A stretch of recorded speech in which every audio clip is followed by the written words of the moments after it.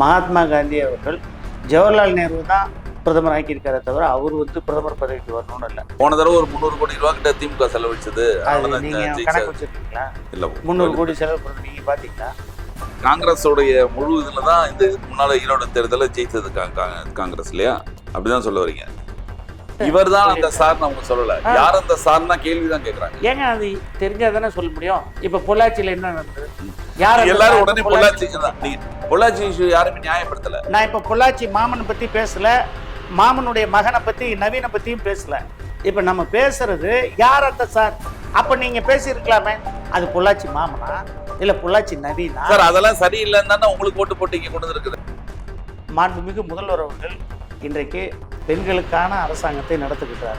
பெண்கள் உரிமை தொகை, பெண்களுக்கு பேருந்தில் இலவசம், இன்றைக்கு பெண்கள் தான் இந்த அரசை கொண்டு வந்திருக்காங்க. ஆகவே பெண்கள் இலவசத்தை கொடுத்து நீங்க ஆட்சியை பிடிக்கிறத பெருமையா நினைக்கிறீங்க. இன்னைக்கு லூஸ் பாப்கார்னுக்கு, கேரமலைஸ்டு பாப்கார்னுக்கு நீங்க ஸ்வீட்டோட இருக்கு இல்லையா, அந்த பாப்கார்னுக்கு 18%. நீங்க காரம் உள்ள பாப்கார்ன் தனியாக வாங்கினீங்கன்னா காரமும் பாப்கார்னும் சேர்ந்தா 12%. அடுத்தது காரமே இல்லாம தனியா இருந்தா அந்த பாப்கார்ன் 5%. அப்புறம் பிரியாணிக்கு சாப்பாடு இருந்தா 5%, அதுல சிக்கன் இருந்தா 12%, அதுல சாஸ் சேர்த்துட்டீங்கன்னா 18%. இது போல ஒரு புதுவிதமான ஜிஎஸ்டி அறிவிப்புகள் நீங்கள் பார்த்தது உண்டா? எங்கேயாவது கண்டது உண்டா? மோடியை யார் யார் இருக்கின்றார்களோ, மோடி கொள்கைகளை யார் யார் இருக்கின்றார்களோ, மோடியினுடைய இந்துத்துவ கொள்கைகளை யார் யார் இருக்கின்றார்களோ, ஜனநாயகத்தை யார் இருக்கின்றார்களோ, இந்திய அரசியல் சாசன சட்டத்தை யார் இருக்கின்றார்களோ, அவர்களுக்கெல்லாம் இந்திய தேசிய காங்கிரஸ் கட்சி துணையாக இருக்கும்.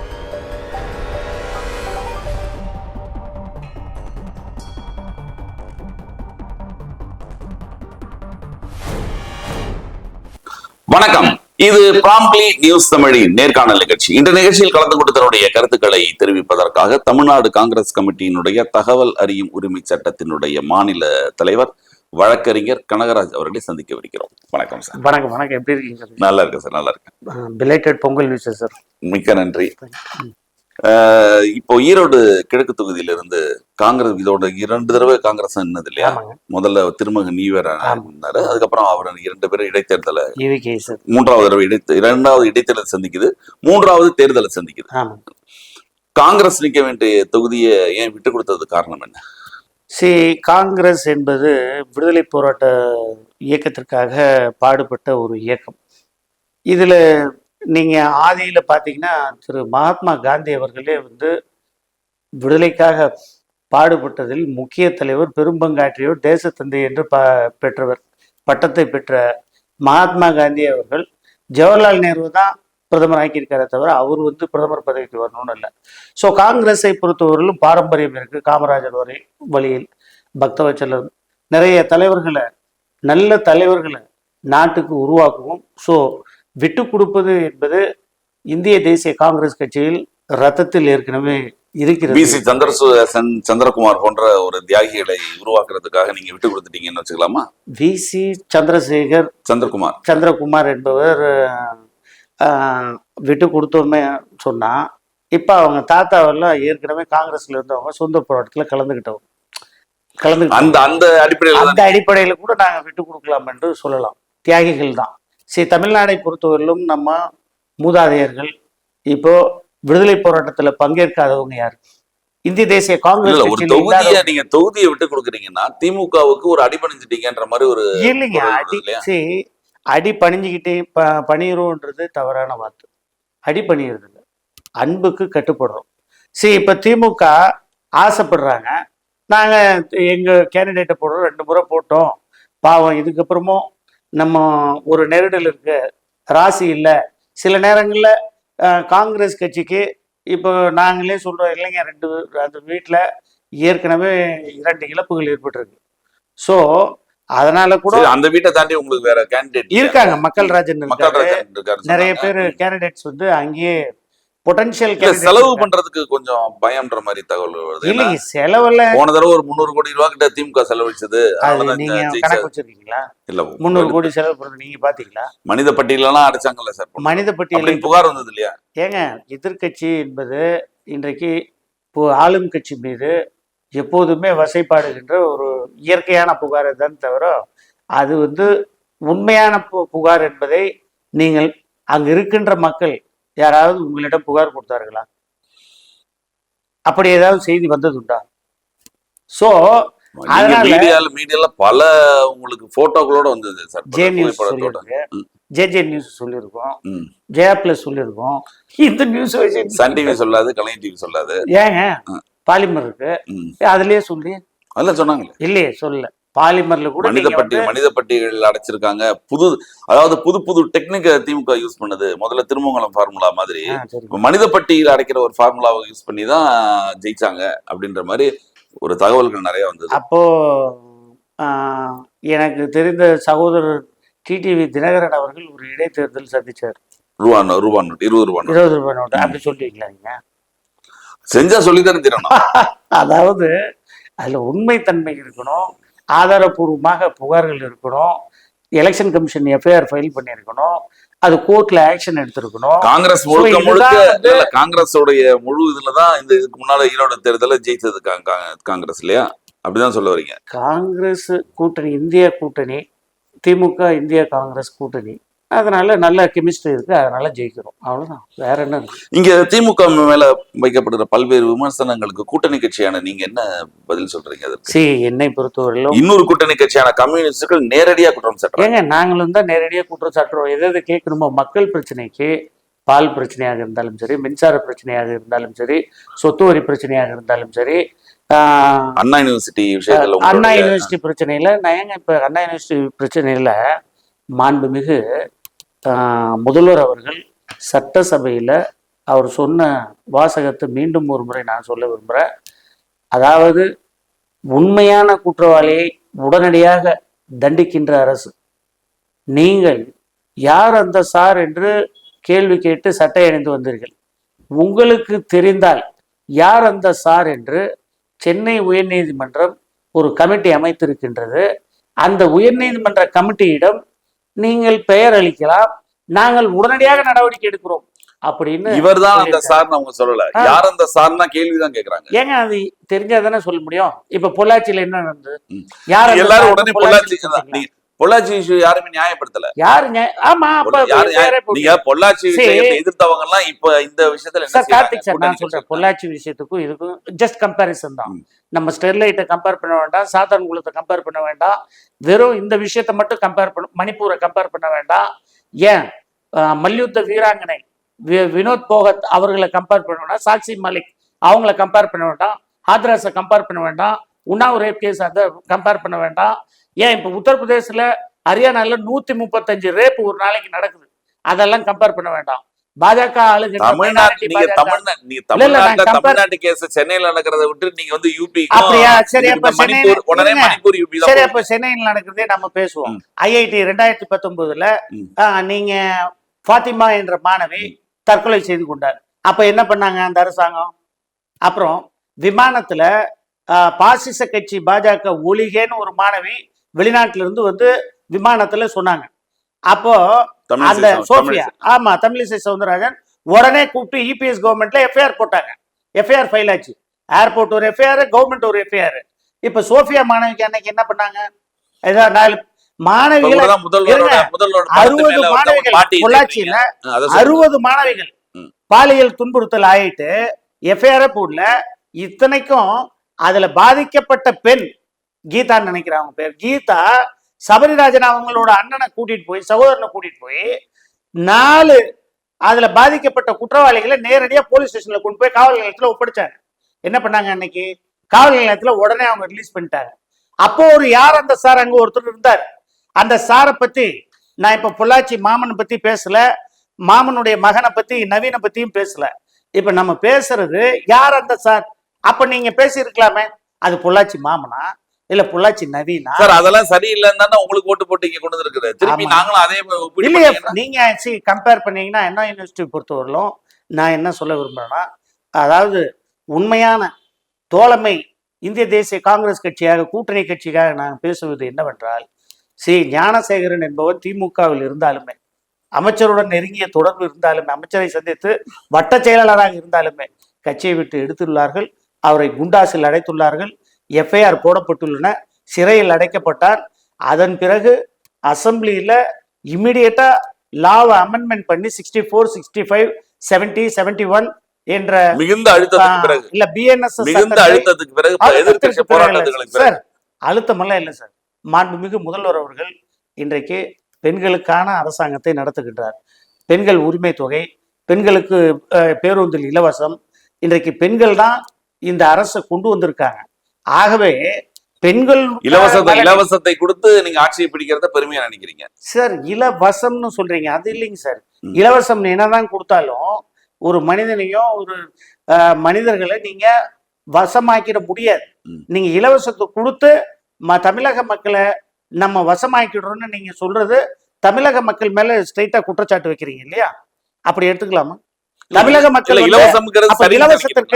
இலவசத்திற்கு மயங்குபவர்கள் என்று அர்த்தமா? அப்படி எடுத்துக்கொள்ளலாமா? இப்ப 10,000 ரூபாய் கொடுத்து ஓட்டு வாங்குறாங்கன்னு சொல்றாங்க இல்லையா? அப்ப நீங்க குற்றம் சாட்டது 10,000 ரூபாய் கொடுக்கறவங்களையா வாங்குறவங்களையா?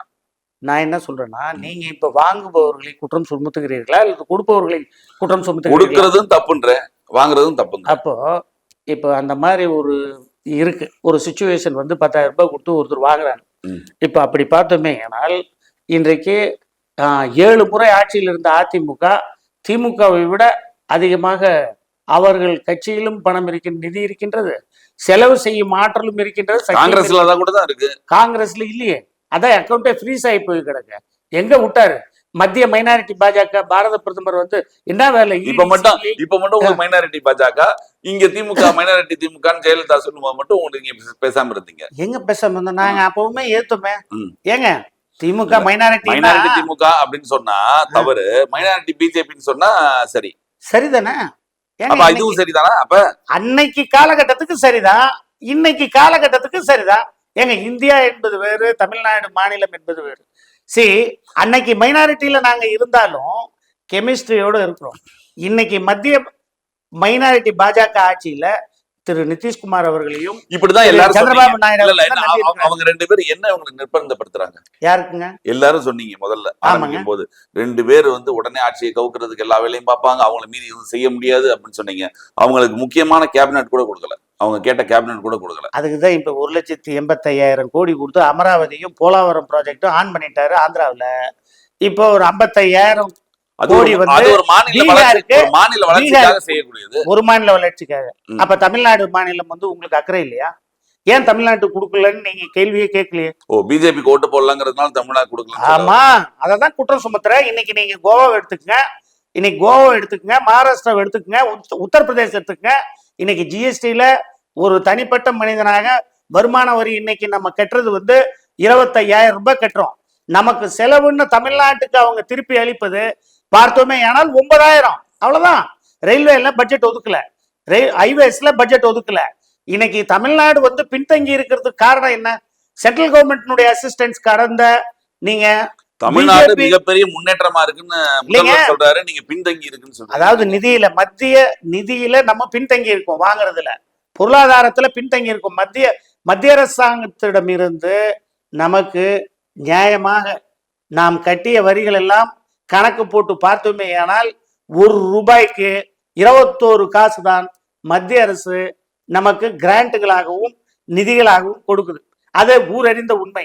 ஆனால் இன்றைக்கு 1 ரூபாய் கூட வரியாக கொடுக்காத உத்தரப்பிரதேச மாநிலத்திற்கு மட்டும் இன்றைக்கு பார்த்தோமே ஆனால் 1 ரூபாய் அளவுக்கு அங்க கொடுக்குறாங்க. அதாவது கிட்டத்தட்ட 35,000 ரூபாய் ஒரு தனிப்பட்ட மனிதனுக்கு உத்தரப்பிரதேசத்தில் செலவு செய்யப்படுகின்றது. ஆனால் உத்தரப்பிரதேச தனிப்பட்ட மனிதன் 5,000 ரூபாய் தான் மத்திய அரசாங்கத்திற்கு நேரடி வரியாகவும் மறைமுக வரியாகவும் கொடுக்கின்றாங்க. இதுதான் புள்ளிவிவர டேட்டா சொல்லுது. அப்போ பொருளாதாரத்துல ஏற்றத்தாழ்வு, மத்திய அரசாங்கத்தினுடைய பாரபட்ச கொள்கை இன்றைக்கு தமிழ்நாட்டை மாற்றான் தாய் பிள்ளை மாதிரி பாக்குறாங்க. அதை தான் சொல்ல விரும்புறேன். நீங்க இப்போ பிஜேபி கோவாவை எடுத்துக்கங்க, ஒண்ணுமே இல்லை. கோவால இன்னைக்கு அந்த ரிவர்ஸ் கனெக்ட் பண்ற இடத்துல 1 கிலோமீட்டருக்கு கேபிள் பிரிட்ஜ் போட்டாங்க. அதெல்லாம் பாத்தீங்கன்னா இன்னைக்கு 15,000 கோடி அந்த பிரிட்ஜுக்கு மட்டும். யூனியன் டெரிட்டரிக்குன்னு சில விஷயம் பண்ணணும். ஏன்னா யூனியன் டெரிட்டரினா இப்ப தமிழ்நாடு என்ன யூனியனை விட பெருசுங்க தமிழ்நாடு.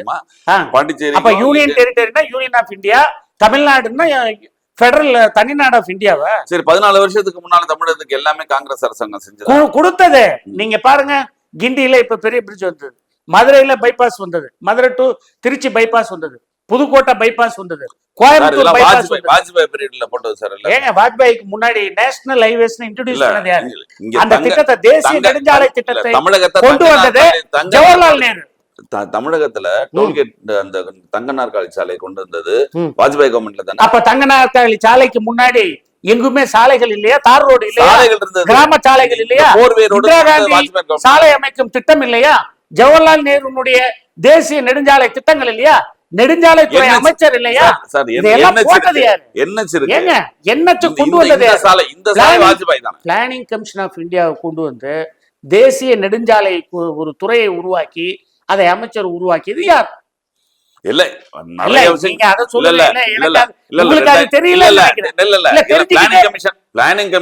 தேசிய நெடுஞ்சாலைத்துறை அமைச்சகத்தை உருவாக்கி 14 வருஷத்துக்கு மேல காங்கிரஸ் கவர்மெண்ட் தானே இருந்தது. அவங்க தானே உருவாக்கி.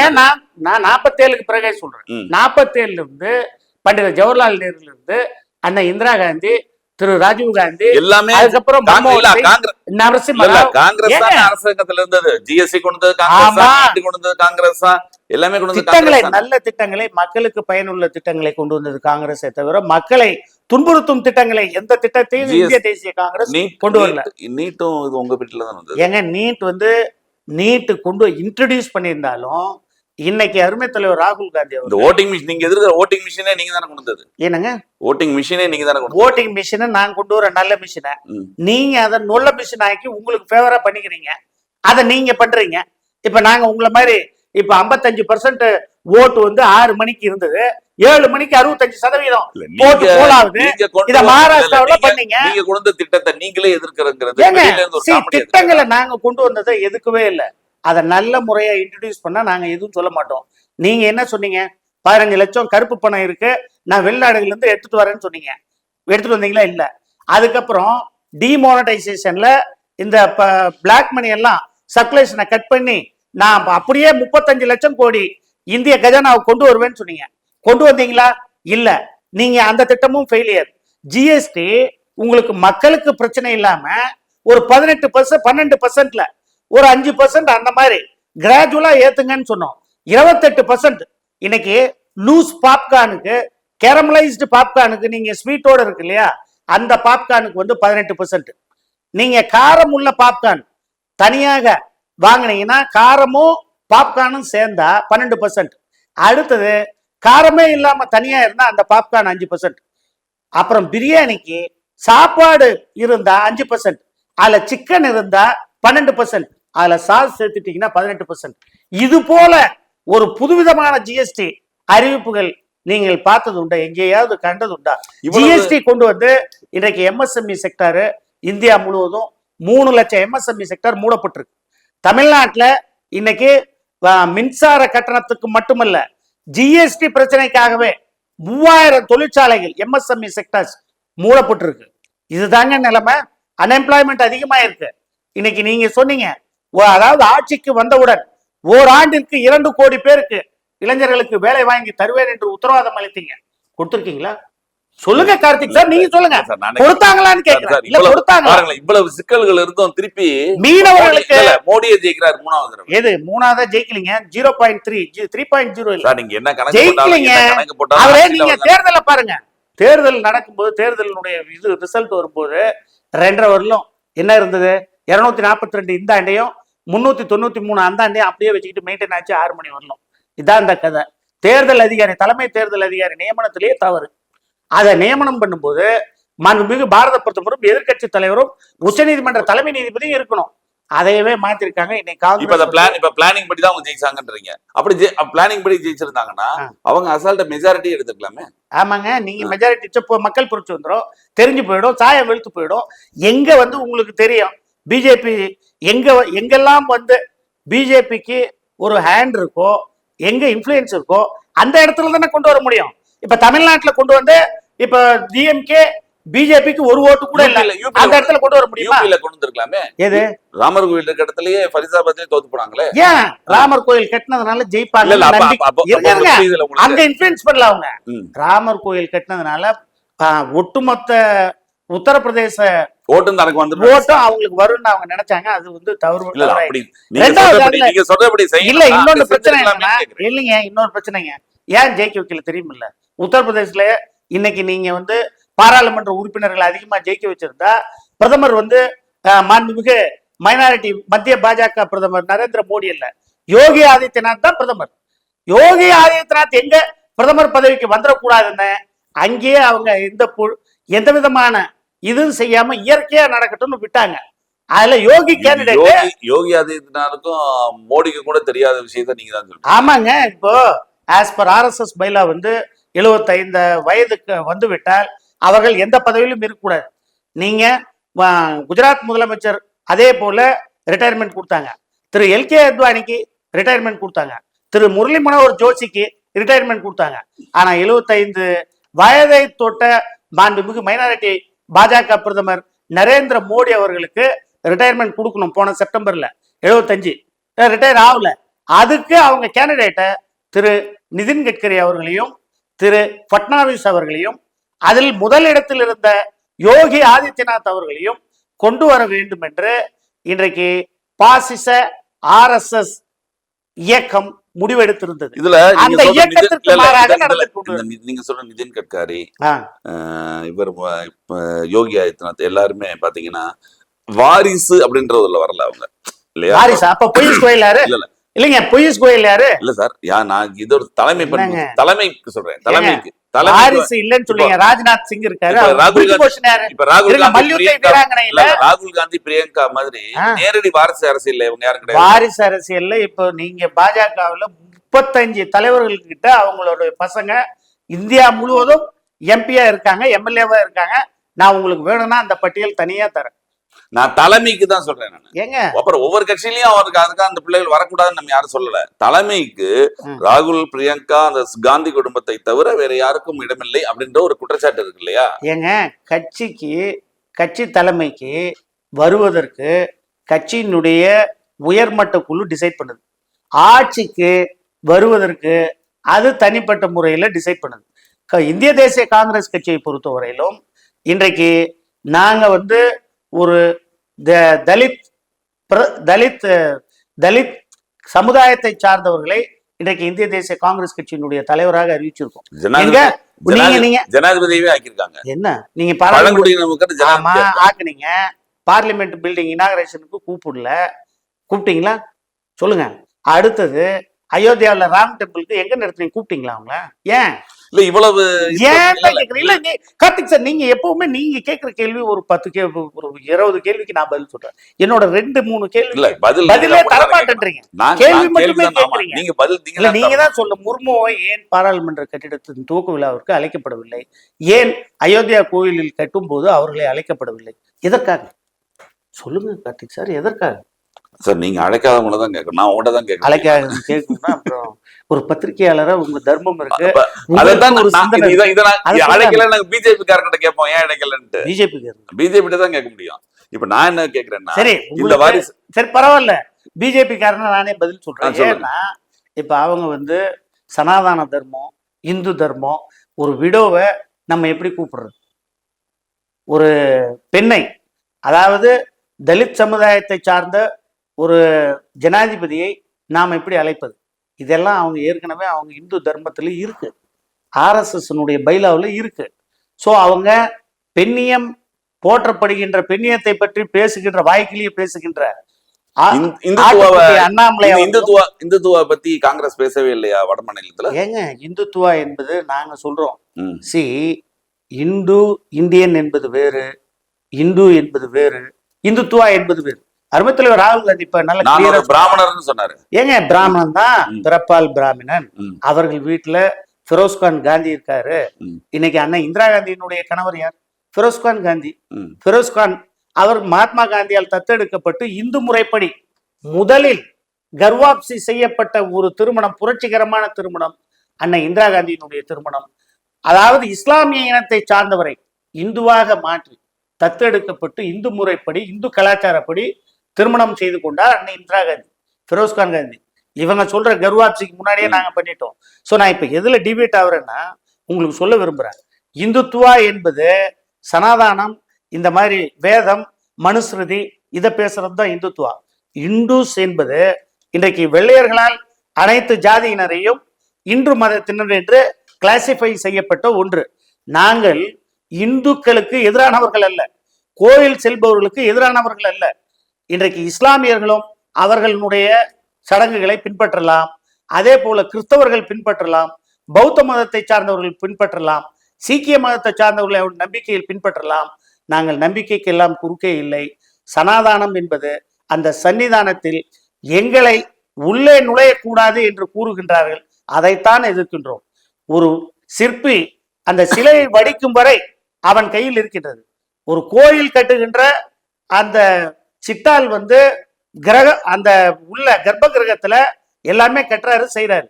இவங்க வந்த உடனே ஒரு புனித நீராடிட்டு உடனே அந்த மந்திரங்கள்லாம் சொல்லிட்டு யாகமெல்லாம் பண்ணிட்டா அந்த கருவறைக்குள்ள யாரும் போக கூடாதுன்னு தடுக்கிறாங்க. அதை தான் நாங்க தடுக்கிறோம். இததான் நான் இந்துத்துவான்னு சொல்றோம். இததான் இந்துத்துவான்றோம்.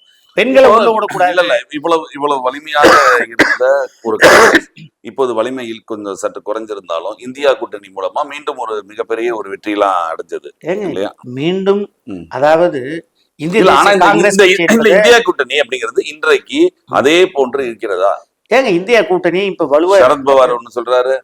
ஏங்க இப்ப டிவைட் அண்ட் ரூல் பாலிசியில நீங்க ஏற்கனவே என்ன பண்ணீங்க? உத்தவ் தாக்கரே கிட்ட ரொம்ப க்ளோஸா இருந்தாரு ஷிண்டே. என்ன பண்ணீங்க? அவரை கூப்பிட்டு எல்லாம் பண்ணி உச்சநீதிமன்றம் வரலும் போய் தீர்ப்புகளை கூட பின்பற்றாம சட்டசபையில வாக்கெடுப்பு நடத்தாம ஆட்சியை நடத்திட்டு திருப்பியும் இப்ப என்ன பண்ணி வச்சிருக்கீங்க? தாய் கட்சியான சிவசேனா கட்சி 50 சீட்டுக்கு கீழே போகுது. அதாவது பிரிந்த கட்சி எலெக்ஷன் கமிஷன் ஆமா, இது இவர்கிட்ட இருக்கிற சிம்பிளை தூக்கி அவர்கிட்ட கொடுப்பீங்க, இவருக்கு ஒரு புது சிம்பிள் கொடுப்பீங்க. தேர்தல் ஆணையமே போட்டதே தவறுன்றா முன்னாடியே சொல்லிட்டேன். தேர்தல் ஒருதலை பட்சமாக நடந்து கொள்ள இந்தியா கூட்டணி தேர்தல் கூட்டணி மட்டுமல்ல, கொள்கை கூட்டணி வலுவாக இருக்கும். தேர்தலுக்கான கூட்டணி மட்டும்தான் சொல்றாங்களே யாருங்க?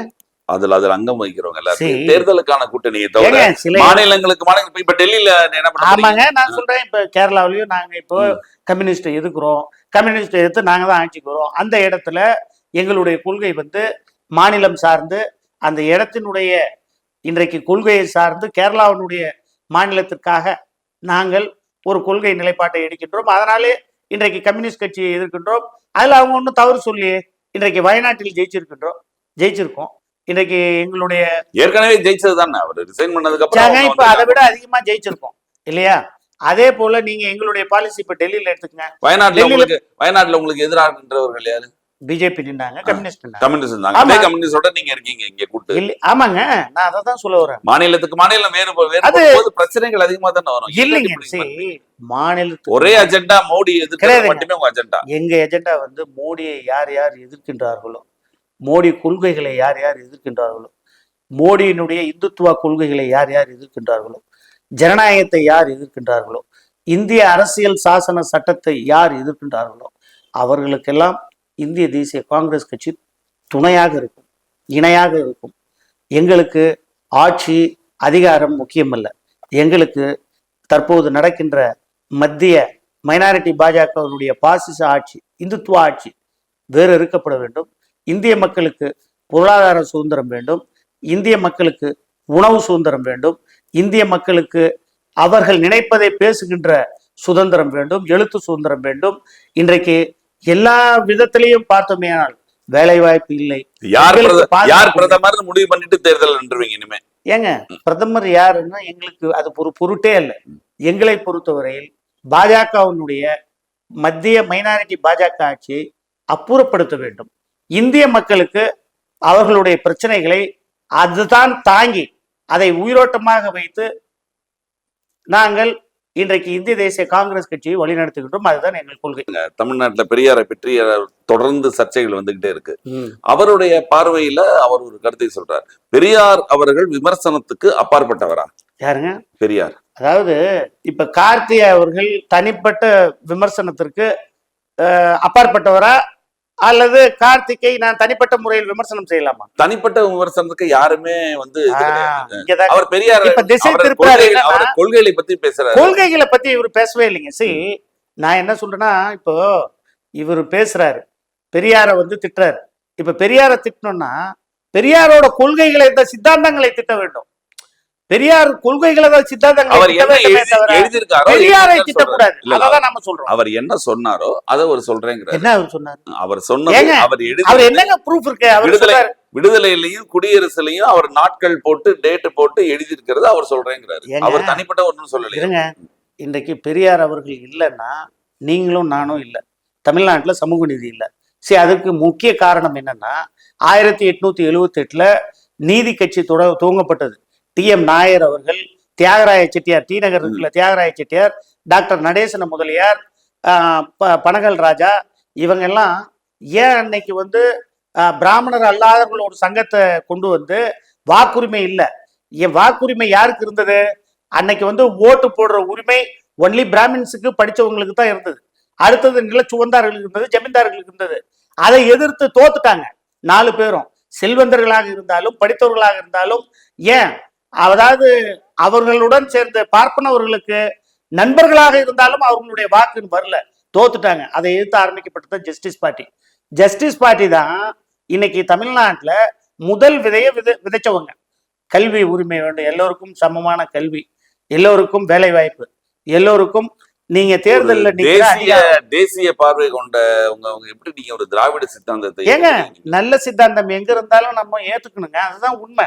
இப்போ வித்தியாசம் இருக்கக்கூடாது, சமூக நீதி வேண்டும். சீட்டு வேணுமா? எது சீட்டை பத்தி இல்லைங்க, சீட்டு தான் எங்களுக்கு ஈரோட்லயே நாங்க நிக்கலன்னு சொல்லிட்டோமே, பெருந்தன்மையா இல்ல தரலான்னு சொல்லுங்க. இல்லைங்க, நாங்க வேண்டாம்னு தான் சொல்றோம், விட்டு கொடுத்தோம். அதுதான். இப்ப ஏதாவது ஆர்ப்பாட்டம் நடந்ததா, இல்ல ஏதாவது பஸ் இருப்பு நடந்ததா? சீட்டு கொடுக்கலன்னு யாராவது இப்ப ராஜினாமா யார் செலவழிக்கிறது? செலவழிக்கிறதா? செலவு இல்லைங்க, செலவு பண்ணீங்கன்னா ஒரு 5% மார்ஜின் தான் உங்களால டில் பண்ண முடியுமே தவிர டோட்டல் மக்களையும் நீங்க செலவு பண்ணி. பெரியார் விஷயத்துக்கு வருவோம். பெரியார் விஷயத்துல இன்னைக்கு அன்னைக்கு நீதி கட்சி ஆரம்பிச்சு நமக்கு வந்து கல்வியில இடம் வேண்டும், அதே போல வேலை வாய்ப்புகள் ஏற்படுத்தி தர வேண்டும், அடுத்தது தேர்தலில் நிற்கின்ற உரிமை வேண்டும், வாக்கு வேண்டும். இதையெல்லாம் போராடி அன்னைக்கு நீதி கட்சி போராட்டம் செய்தது. அதிலிருந்து வந்தவர் தான் தந்தை பெரியார் அவர்கள். அதற்கு பிறகு காங்கிரஸ் கட்சியில் தலைவராக இருந்து கொண்டு சில உயர்தரப்பட்ட சமூகத்தினுடைய பிரச்சனையினால் தானே வெளியேறி ராஜினாமா செய்துவிட்டு திராவிட கழகம் ஒன்றை ஆரம்பித்து விட்டு, திராவிட கழகம் என்று ஆரம்பித்து தமிழ்நாடு முழுவதும் பிரச்சாரம் செய்து பெண்கள் பாதுகாக்கவும், கோயில்களில் இரட்டை குவளை இது அதுக்கு முன்னாடி சொல்லுவார். அதுக்கு முன்னாடி இரட்டை குவளை சிட்டம் இருந்தது, 2 சுடுகாட்டு இருந்தது, 2 கோயில் இருந்தது. இந்த முறையெல்லாம் அதாவது அக்ரஹாரத்துல செருப்பு போட்டுட்டு நடக்கூடாது, துண்டு போட்டுட்டு நடக்கூடாது, இதெல்லாம் இருந்தது. இதையெல்லாம் எதிர்த்து இந்திய தேசிய காங்கிரஸ் கட்சியில இன்றைக்கு ஒரு தலைவர், எங்களுடைய தலைவர், காங்கிரஸ் கட்சி தலைவர் அன்னைக்கு ஜவஹர்லால் நேருக்கும் எழுதினாரு. அதுல எழுதுனது தான் அந்த அன்டச்சபிள் நீக்கணும்னு சொல்லி ஒரு ஆக்டை கொண்டு வந்து இதையெல்லாம் சமதர்மம் ஆக்கணும்னு சொன்னோம். அப்போ பெரியார் அவர்கள் தனிப்பட்ட முறையில் அதிகாரத்திற்கு வராமல் பெண்ணியத்தை காக்கவும், பெண்களினுடைய சமமுரிமை வேண்டும் என்றும், சமூகத்தில் அனைவருக்கும் சமம் என்றும், ஜாதிய ஒழிப்பு கொண்டு வர வேண்டும் என்றும் அவர்கள் திராவிட கழகத்தை உருவாக்கி அந்த சித்தாந்தத்தில் அவர்களுக்கு கோயிலுக்கு போவதை அவர் தடுக்கல. நீங்க அவர் தடுக்கிறது சனாதானம் பேசுகின்ற கோயிலுக்குள்ள வர வேண்டாம்னு சொல்றாங்க. நான் சொல்லி முடிச்சிடறேன். பெரியார் வந்து சீமான் பேசியது பெரியாருடைய தத்துவங்கள். ஏங்க, அன்னைக்கு சீமான் வந்து இன்றைக்கு டைரக்டரா இருந்து தம்பி படம் எடுத்து லாஸ் ஆயிட்டார். அவரை கூட்டிட்டு போயிட்டு ஏதோ இவர் போயிட்டு வலுக்கட்டாயமாக 10 நிமிடம் பார்த்துக்கிட்டு ஆமக்கறி சாப்பிட்டேன், முயல் கறி சாப்பிட்டேன், ஈழ போராட்டத்தில் நான் வந்து ரொம்ப பதட்டப்பட்டேன், 2008-9 வரலும் பெரியார் சித்தாந்தத்தில் இருந்தேன் அப்படின்னு எல்லாம் சொன்னாங்க. அதுக்கு சகோதரி விஜயலட்சுமி அவர்கள் தக்க பதில் அவருக்கு கொடுத்துருக்காங்க. கொளத்தூர் மணி அவர்கள் இதற்கு முன்பு 2 தினங்களுக்கு முன்பு அருமையான பதிவை வெளியிட்டார். அதெல்லாம் இல்ல, பொய்ன்னு சொல்லியிருக்காரு. பெரியார நாம் தமிழர் கட்சி வாங்கி கொடுத்தது இன்னைக்கு ஒரு ரகசியம் வெளியே வந்திருக்கு. என்னன்னா, இன்றைக்கு நமது தமிழ்நாட்டில் RSS தலைவராக இருக்கின்ற, சங் பரிவாரனுடைய தலைவராக இருக்கின்ற ஆடிட்டர் மூர்த்தி அவர்கள், அவர் மூர்த்தின்னு சொல்லுவாங்க, இங்கதான் இருக்காரு, குருமூர்த்தி அவர்கள். ஆமா, நீங்க சொல்லிருக்கீங்க, துக்ளக் குருமூர்த்தி தான். அவர் தான் வந்து நாம் தமிழர் என்ற கட்சியை ஆதித்தனாரிடம் பேசி சோ ராமசாமி அவர்களும் வாங்கி கொடுத்தார்கள் என்று. அது மட்டுமல்ல, அதாவது ராமர் சிலையை செருப்பால் அடித்தார் என்று வழக்கு போட்டு ராமசாமி அவர்கள் நிரூபிக்கப்படாமல் நீதிமன்றத்தில் ராமசாமி அவர்கள் மன்னிப்பு கேட்டதும் இருக்கு. ஆகவே பொய்யான பெரியாரை கையில் எடுத்து இன்றைக்கு இதற்கு முன்பு ஈழ புலிகள் விடுதலை புலி பிரபாகரனை கையில் எடுத்தார். அந்த இயக்கம் தடை செய்யப்பட்ட இயக்கம். உப்பா வழக்குல போடலாம் இவர் மீது. அதற்கு இவருக்கு பாதுகாப்பு வேண்டும் என்ற கருதியும் அவரை வைத்து இன்றைக்கு கமர்ஷியலா அவர் மட்டும் நல்ல வீடு கட்டிட்டு இன்றைக்கு கோடீஸ்வரனாக வாழுகின்றார். அதை செஞ்சார். அதுக்கப்புறம் இப்ப பிசினஸ் இல்ல. அதனால விடுதலை புலி பிரபாகரனை விட்டுட்டு பெரியார் இதை எடுத்துக்கிட்டார். இப்ப பெரியார் பிரச்சனையை எடுத்துக்கிட்டா பிஜேபி RSS தமிழ்நாட்டில் இருக்கின்ற அவசர புயல் அறிக்கை நாயகன் சவுக்கடி அண்ணாமலை அவர்களுக்கு உதவுவார்.